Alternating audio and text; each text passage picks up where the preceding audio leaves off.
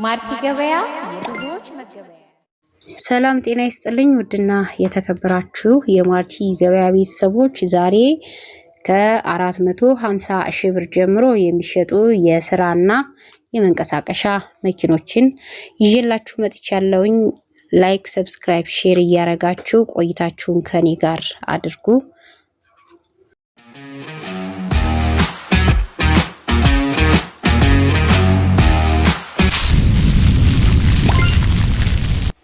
ማርቲ ገበያ የብዙዎች መገበያ።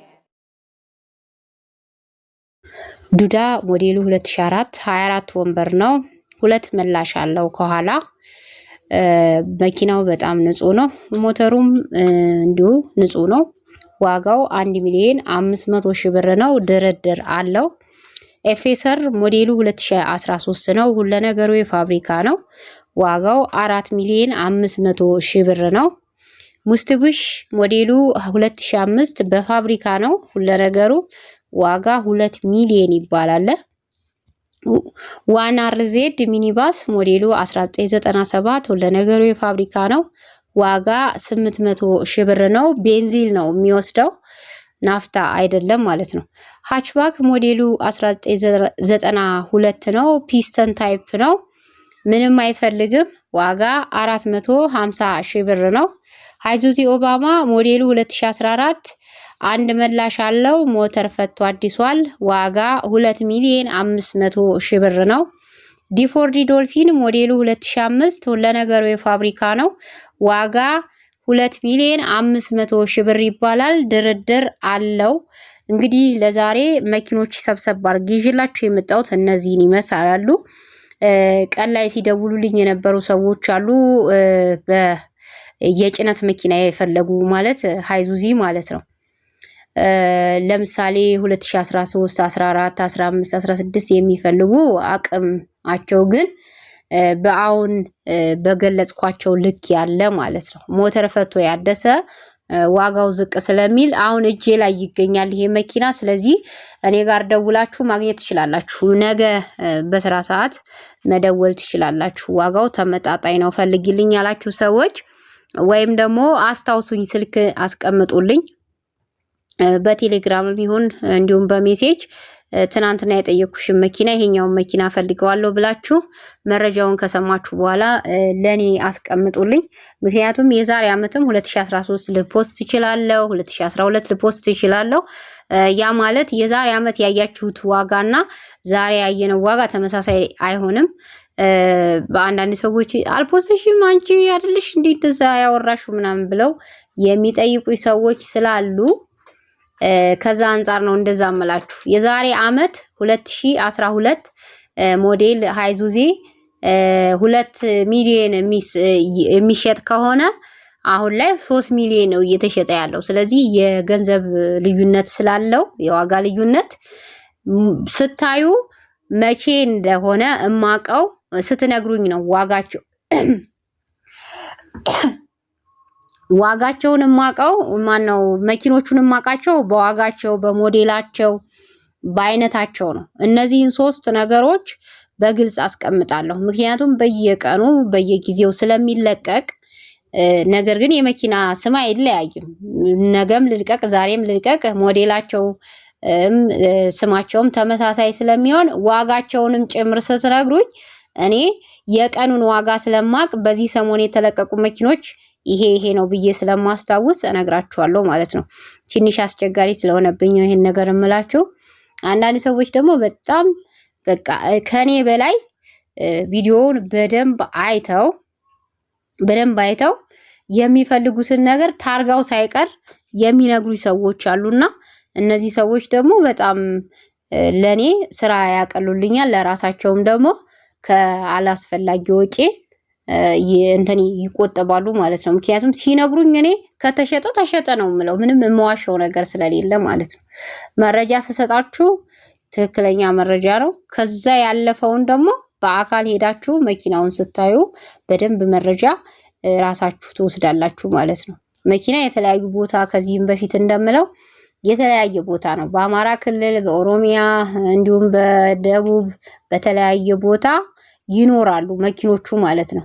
እናንተ ለመግዛት ስትዘጋጁ ከአዲስ አበባ ወጥቼ ቆንጆ መኪና ይዤ እመጣለሁ የምትሉ ከሆነ ያው ወደ ክፍለ ሀገር እንደምትወጡ ታሳቢ ማድረግ ይኖርባቸዋል። አዲስ አበባ ላይ ዋጋቸው ከክፍለ ሀገር ሄደው የሚያመጡበትን የነዳጅ ወጪ እንዲሁም ደግሞ የሚያድሩበት የደላላ ወጪ የሚያረጉትን የምግብ ምናምን ታስቦ ጠቅላላ ከዛ ደግሞ ትርፍ የተወሰነ አድርገውበት 100 ይሁን 50 ማግኘት ይፈልጋሉ። ስለዚህ እዚህ አዲስ አበባ የምገዙት ያ ሁሉ ሸፍናችሁ ነው። ነገር ግን እዛ ሄዳችሁ የምገዙ ከሆነ ቢያንስ ትርፍ ብሎ የሚይዝባችሁን አንድ ሰው እናንተ ወይ 100 ሺህ ብር ወይ 50 ሺህ ብር ታድናላችሁ ማለት ነው።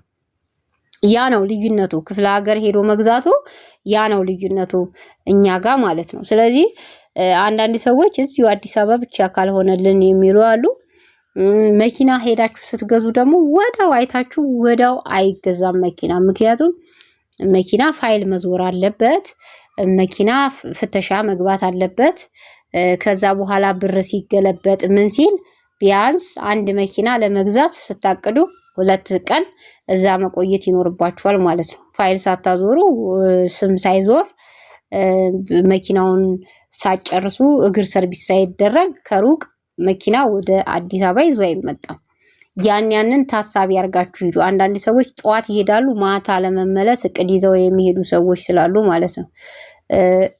ቅዳሜ አትሂዱ፣ ሰኞ ለመሄድ ሞክሩ ወደ ክፍለ ሀገር መውጣት ስትፈልጉ በእኔ በኩል። ምክንያቱም እሁድ ቀን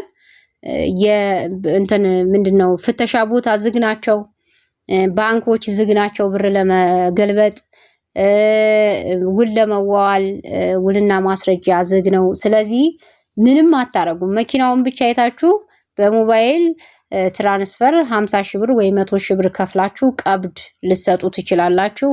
የመንደሩን ልታረጉ ትችላላችሁ። የእናንተም ጊዜ እንዳይባክን እንደገና ለወጪም እንዳትታደረጉ። ለምሳሌ ቅዳሜ ሳይሆን እሁድ ከሰዓት ብትሄዱ ሰኞ ቀኑ ሙሉ መኪናችሁን ጨርሳችሁ ለማክሰኞ ለመመለስ እቅድ መያዝ ትችላላችሁ። ግን ቅዳሜ ሄዳችሁ እሁድ ይመለሳለሁኝ ካላችሁ አይሆንም። ምክንያቱም ዝግ ነው፣ በስራ ቀን ነው ልትንቀሳቀሱ የምትችሉት እነዚህ ነገሮች ሊደረጉ የሚችሉትና ይሄንን ታሳቢ አድርጉ ወደ ክፍለ ሀገር ስትሄዱ።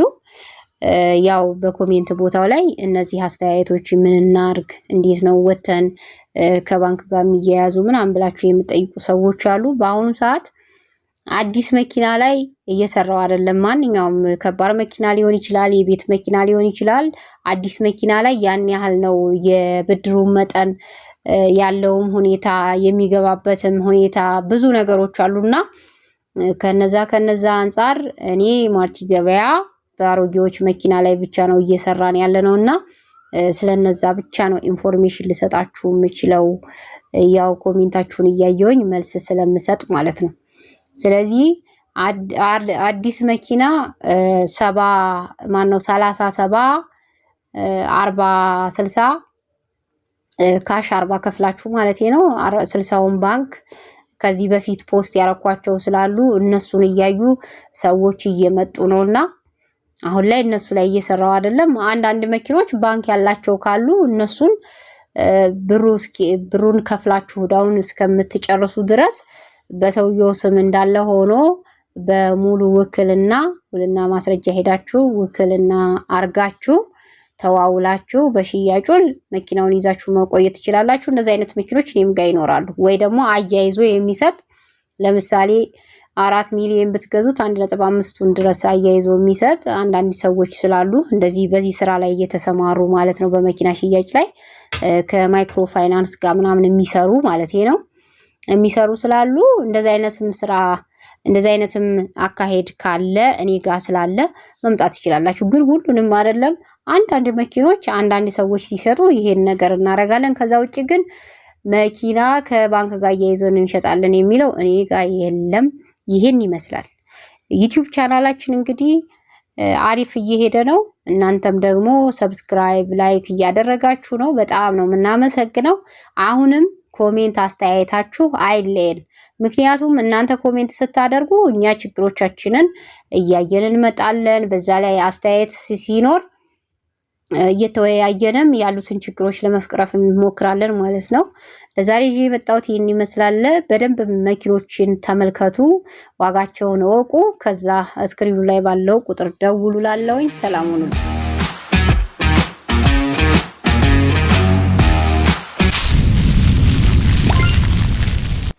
ማርቲ ገበያ የብዙዎች መገበያ